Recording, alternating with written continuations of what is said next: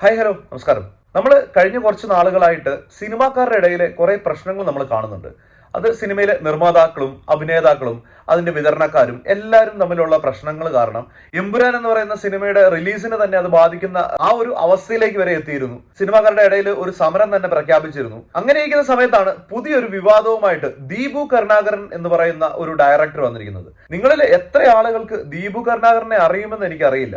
അദ്ദേഹം ഒരുപാട് സിനിമകളില്ല, ഒരു 5-6 സിനിമകളൊക്കെ ചെയ്തിട്ടുള്ളൂ എന്നാണ് എനിക്ക് തോന്നുന്നത്. പുള്ളി ചെയ്തതിൽ എനിക്ക് ഏറ്റവും ഇഷ്ടപ്പെട്ട ഒരു സിനിമ എന്ന് പറയുന്നത് ക്രേസി ഗോപാലനാണ്. കുറച്ച് ചിരിക്കാനൊക്കെ ഉള്ള ഒരു ക്രേസി ഗോപാൽ എന്ന് പറയുന്ന സിനിമ എനിക്ക് ഭയങ്കര ഇഷ്ടമാണ്. പിന്നെ പുള്ളി ചെയ്തത് തേജാബായി ആൻഡ് ഫാമിലി, പിന്നെ ഫയർമാന്, പിന്നെയുള്ള സിനിമകളൊന്നും സത്യം പറഞ്ഞാൽ ആരും കേട്ടിട്ട് പോലും ഇല്ലാത്ത 2-3 സിനിമയാണ് പുള്ളി ചെയ്തിട്ടുള്ളത്. അതുകൊണ്ട് തന്നെ ഒരുപാട് വലിയ ഹിറ്റുകളുള്ള സംവിധായകനൊന്നും അല്ല ഈ പറയുന്ന ദീപു കരുണാകരൻ. അപ്പൊ പുള്ളി പുതുതായിട്ട് സംവിധാനം ചെയ്തിരിക്കുന്ന ഒരു സിനിമയാണ് മിസ്റ്റർ ആൻഡ് മിസ്സിസ് ബാച്ചിലർ. ഇന്ദ്രജിത്തും അതുപോലെ തന്നെ അനശ്വര രാജനുമാണ് ഈ ഒരു സിനിമയിലെ കേന്ദ്ര കഥാപാത്രങ്ങളെ ചെയ്തിരിക്കുന്നത്. പക്ഷേ സംവിധായകൻ പറയുന്നത് അനുസരിച്ചിട്ട് ഇതൊരു ലേഡീസ്, ഒരു വുമൺ ഓറിയന്റഡ് ആയിട്ടുള്ള ഒരു സിനിമയാണ്.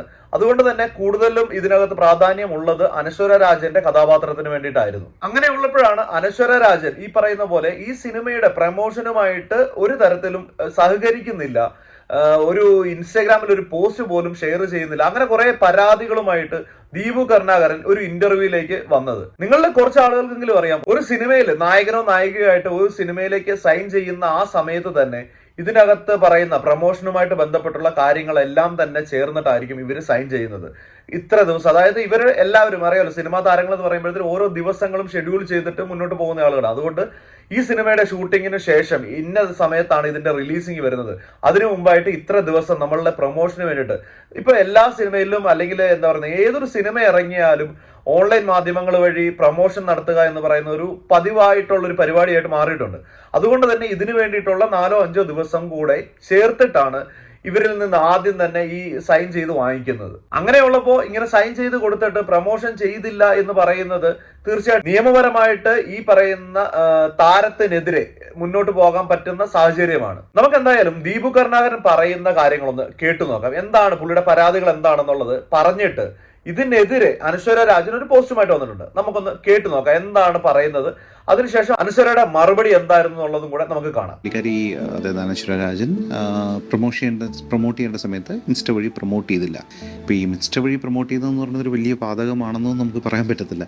പക്ഷെ അതായിരുന്നു നമ്മുടെ മേജർ ഒരു റവന്യൂ എന്ന് പറയുന്നത്, നമുക്ക് റീച്ച് കിട്ടാനുള്ള സാധ്യത ആ സമയത്ത് പുള്ളി മുഖ്യം കാണിച്ചു എന്ന് പറഞ്ഞതാണ് നമ്മൾ റേസ് ചെയ്തൊരു കൺസേൺ. ഇന്ദ്രജിത്ത് സംസാരിച്ചായിരുന്നു എൻ്റെ അറിവിൽ ആ പ്രൊമോഷൻ സമയത്ത് പ്രൊമോട്ട് ചെയ്യണമെന്ന് പറഞ്ഞ് വിളിച്ച് സംസാരിച്ചായിരുന്നു. പക്ഷെ അതിനൊന്നും ഒരു റെസ്പോണ്ട് പുള്ളിക്കാരി നോക്കാമെന്നുള്ള രീതിയിൽ പറയാം. അങ്ങനെ പറയേണ്ട ഒരു കാര്യമല്ലല്ലോ. ഒരു ചെറിയൊരു പോസ്റ്റ് ഇടുന്നതിൽ എന്താ തെറ്റ്? ഇൻസ്റ്റയിൽ ഒരു 3 പോസ്റ്റ് ഇടുന്നതായിട്ട് എന്താണ് വോട്ട് സ്റ്റോപ്പിംഗ് കാർ എന്നുള്ളതാണ്.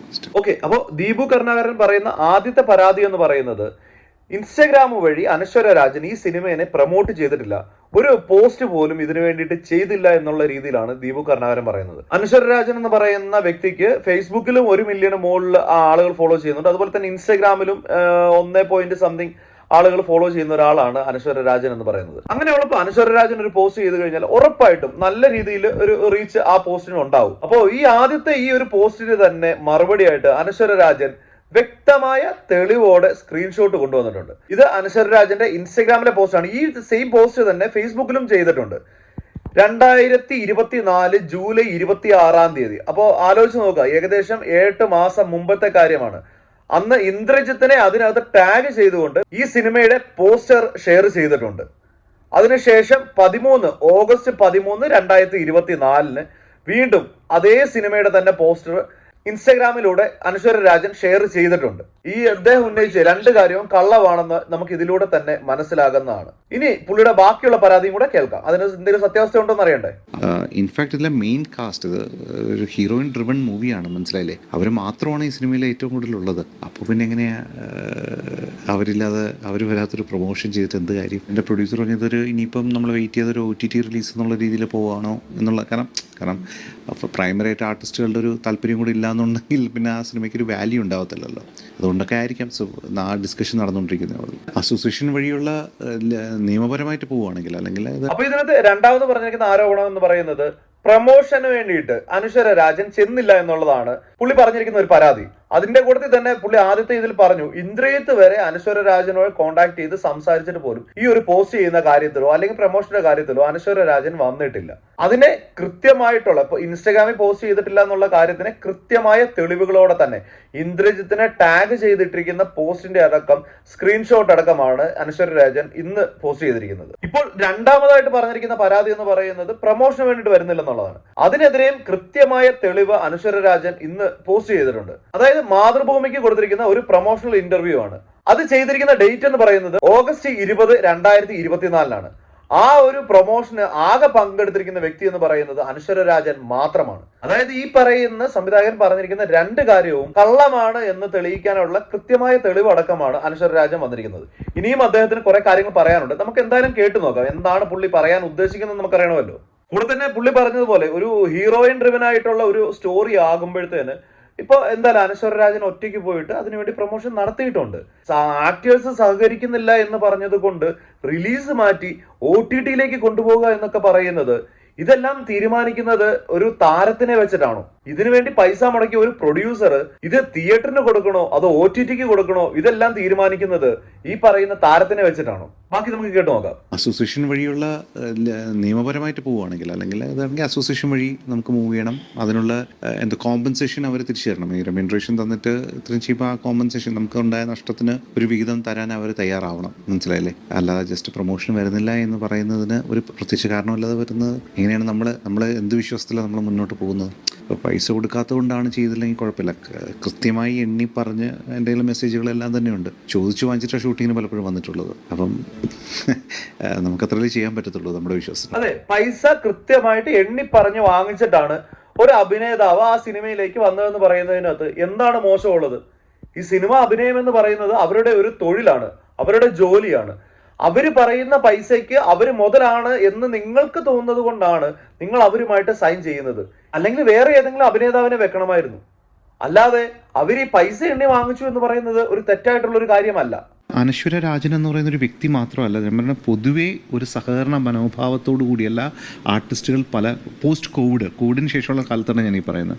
അവരെ വിചാരം ഇത് OTT ഒക്കെ ഭയങ്കരമായിട്ട് കച്ചവടം, ഇത്ര രൂപയുണ്ട്, അത്ര രൂപ എന്തിനും. ഇനി അടുത്ത കാരണങ്ങൾ ഞാൻ പറയാം. ക്യാരവാനിൽ പൈസ തന്നിട്ട് ക്യാരവാനിൽ നിന്ന് ഇറങ്ങുമെന്ന് പറഞ്ഞ ആർട്ടിസ്റ്റുകളുണ്ട്. ഞാൻ ഷൂട്ട് നിർത്തിവെക്കേണ്ട അവസ്ഥ വന്നിട്ടുണ്ട്. അവസാനം ഞാൻ അസോസിയേഷനെ അന്ന് രാവിലെ ഇൻവോൾവ് ചെയ്യിച്ച് എങ്ങനെയെങ്കിലും ഇത് സ്റ്റാർട്ട് ചെയ്യണം. അതായത് മുഴുവൻ പൈസ പോലും ഇല്ല, അങ്ങനത്തെ സംഭവം ഉണ്ടായിട്ടുണ്ട്. ഇന്ന ഹോട്ടലിൽ ഇന്ന റൂം എനിക്ക് വേണമെന്ന് വാശി പിടിച്ച താരങ്ങളുണ്ട്. അപ്പം ഞാൻ പറയാൻ തുടങ്ങിക്കഴിഞ്ഞാൽ മാലയായിട്ട് ഇഷ്ടം പോലെ ഉണ്ട്. പക്ഷേ ഞാൻ പറഞ്ഞ ഇതിനൊരു എൻഡ് കാണത്തില്ല. അങ്ങനെ അപ്പോൾ അവസാനമായിട്ട് പുള്ളി പറഞ്ഞിരിക്കുന്നത് അനശ്വര രാജൻ മാത്രമല്ല, കൂടെ ഒരുപാട് ആർട്ടിസ്റ്റുകൾ ക്യാരവാനിൽ നിന്ന് പൈസ കൊടുത്തില്ലെങ്കിൽ ഇറങ്ങത്തില്ല എന്ന് വരെ പറഞ്ഞിരിക്കുന്ന ആർട്ടിസ്റ്റ് ഉണ്ട്. ഞാൻ ഇപ്പോഴും പറയുന്നു, പൈസ കൊടുക്കേണ്ടതാണെങ്കിൽ കൊടുക്കണം. കാരണം ഒരാൾ അഭിനയിക്കാൻ വരുന്നതിന് മുമ്പ് തന്നെ അവരോട് കഥ പറഞ്ഞ് അവരുടെ അനുവാദം വാങ്ങിച്ച് അവർക്ക് ഓക്കെയാണ്, ഈ പറയുന്ന പൈസയ്ക്ക് പ്രൊഡ്യൂസറിന് ഓക്കെയാണ്, ഇതെല്ലാം കഴിഞ്ഞിട്ടാണല്ലോ നിങ്ങൾ സൈൻ ചെയ്യുന്നത്. അപ്പൊ നിങ്ങൾ പറഞ്ഞ വാക്കിനനുസരിച്ച് നിങ്ങൾ പൈസ കൊടുക്കണം. അത് ഒന്നാമത്തെ കാര്യം എന്നുള്ളത്. പിന്നെ നിങ്ങൾ ഇത്രയും നല്ലൊരു സംഘടനയും കാര്യങ്ങളും ഉള്ള ആളുകളല്ലേ. ഈ പറയുന്ന പോലെ ഇന്ന ഹോട്ടലിലെ ഞങ്ങൾ താമസിക്കൂ, ഇന്ന സൗകര്യങ്ങൾ കിട്ടിയാലേ ഞങ്ങൾ വരൂ, ഇതെല്ലാം നിങ്ങൾ നേരത്തെ സംസാരിച്ച് തീർക്കേണ്ട കാര്യങ്ങളാണ്.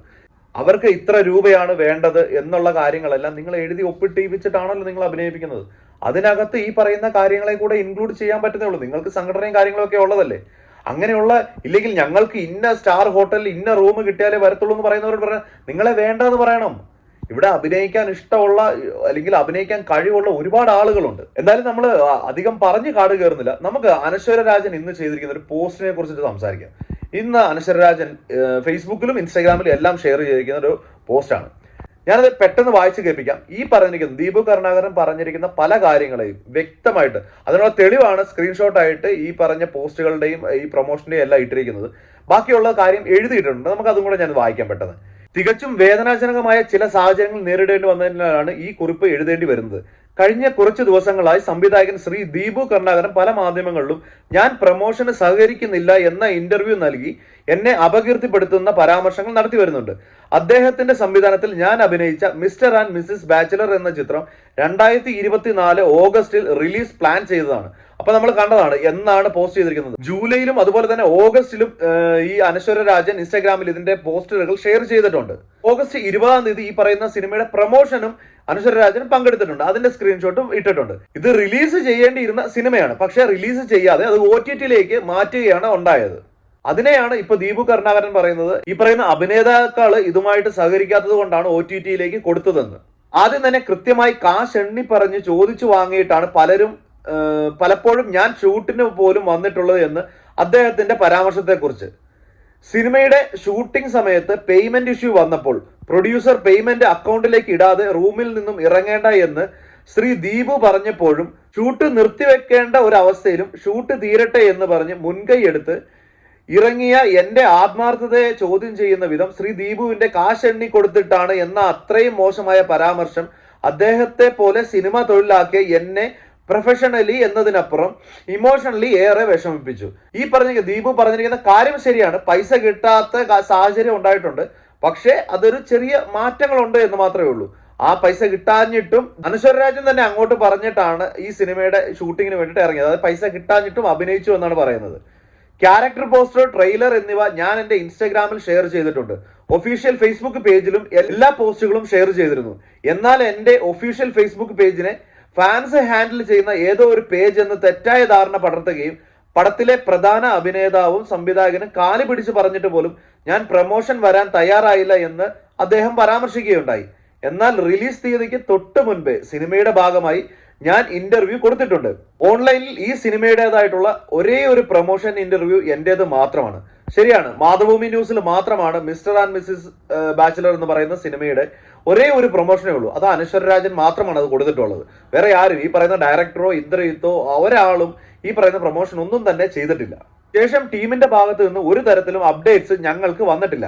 റിലീസിന് 2 ദിവസം മുൻപ് ഞങ്ങൾ അവരെ കോണ്ടാക്ട് ചെയ്തപ്പോൾ റിലീസ് മാറ്റി വെച്ചു എന്നും ചില പ്രശ്നങ്ങൾ പരിഹരിക്കാതെ റിലീസ് ഉണ്ടാവില്ല എന്നും അറിയിച്ചു.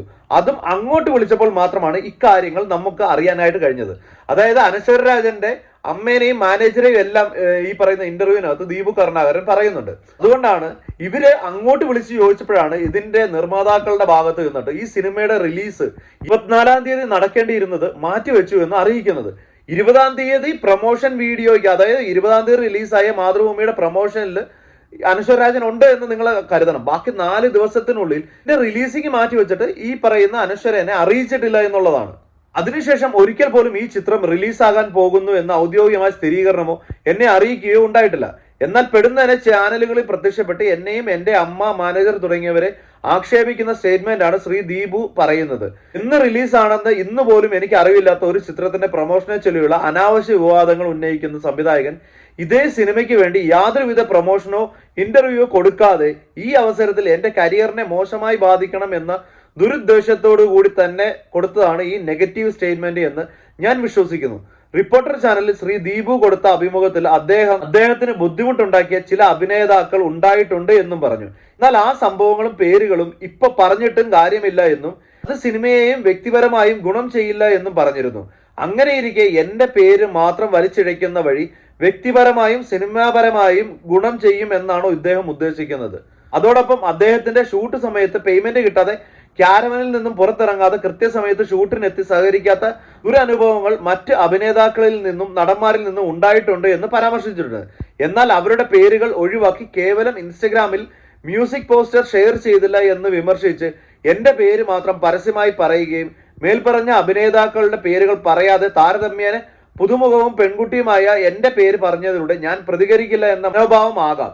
ഒരു സ്ത്രീ എന്ന വിക്ടിം കാർഡ് ഉപയോഗിക്കാൻ ഞാൻ ഇവിടെ താല്പര്യപ്പെടുന്നില്ല. ഞാൻ അംഗമായ അമ്മ അസോസിയേഷനിൽ പരാതിക്കത്ത് ഇതിനകം നൽകിയിട്ടുണ്ട്. ഇനിയും ഈ വിഷയം മുന്നോട്ട് കൊണ്ടുപോയി എന്നെ അപകീർത്തിപ്പെടുത്തുന്ന പരാമർശങ്ങൾ ശ്രീ ദീപു ഉന്നയിച്ചാൽ ഔദ്യോഗികമായി തന്നെ ഈ വിഷയത്തെ നേരിടാനാണ് എന്റെ തീരുമാനം. ഒപ്പം ഈ വിഷയത്തിൽ കഴിഞ്ഞ കുറച്ച് ദിവസങ്ങളായി കാര്യങ്ങളുടെ സത്യാവസ്ഥ അറിയാതെ അടിസ്ഥാനരഹിതമായ അഭിപ്രായങ്ങൾ ഉന്നയിച്ചും എന്നെ അപകീർത്തിപ്പെടുത്തി വാർത്തകൾ പുറത്തുവിടുന്ന യൂട്യൂബ് ചാനൽ, വ്ലോഗേഴ്സ് എന്നിവർക്കെതിരെ നിയമപരമായി നീങ്ങുന്നതാണ്. അപ്പൊ അങ്ങനെയുള്ള പണിയും വരുന്നുണ്ട് യൂട്യൂബർമാർക്കിട്ട്. എനിക്ക് ചെയ്തു തീർക്കേണ്ട മറ്റുള്ള കമ്മിറ്റ്മെന്റ്സ് ഇരിക്കെ മുൻകൂട്ടി അറിയിച്ചാൽ ഇപ്പോഴും ഈ സിനിമയുടെ പ്രൊമോഷൻ എത്താൻ ഞാൻ തയ്യാറാണ്. ഈ വർഷം ഇറങ്ങിയ എന്റെ 3 സിനിമകളുടെയും പ്രൊമോഷനുകളുടെ ഭാഗമായി 3 മാസങ്ങളായി മറ്റു കമ്മിറ്റ്മെന്റുകൾ മാറ്റിവെച്ച് പ്രൊമോഷന് പങ്കെടുത്തിരുന്ന വ്യക്തി എന്ന നിലയിൽ ഞാൻ ഭാഗമാകുന്ന സിനിമയ്ക്ക് ആവശ്യമായിട്ടുള്ള പ്രൊമോഷൻ പങ്കെടുക്കുക, ആ സിനിമയുമായുള്ള എന്റെ കരാറിലുപരി അത് എന്റെ ഉത്തരവാദിത്തമാണെന്ന തികഞ്ഞ ബോധ്യമുള്ള വ്യക്തിയാണ് ഞാൻ. നന്ദി അനശ്വര രാജൻ. അപ്പോ അനശ്വര രാജൻ എന്ന് പറയുന്ന നടി, അതായത് ആ ഒരു പെൺകുട്ടി ഇപ്പോ സിനിമയിൽ വളരെ നല്ല രീതിയിൽ വളർന്നു വന്നുകൊണ്ടിരിക്കുന്ന സമയമാണ്. അപ്പോൾ എന്തിന്റെ പേരിലായാലും ദീപു കരുണാകരൻ എന്ന് പറയുന്ന ഒരു വ്യക്തി ഇപ്പോ അനശ്വരനെ മാത്രം എടുത്തു പറഞ്ഞുകൊണ്ട് ഇങ്ങനെ കുറച്ച് അപവാദങ്ങൾ പറഞ്ഞ് പരത്തിയത് ശരിയായിട്ടുള്ളൊരു നടപടിയായിട്ട് എനിക്ക് ഫീൽ ചെയ്യുന്നില്ല. നിങ്ങൾക്ക് എന്താണ് ഫീൽ ചെയ്യുന്നുള്ളത് കമന്റിൽ പറയൂ.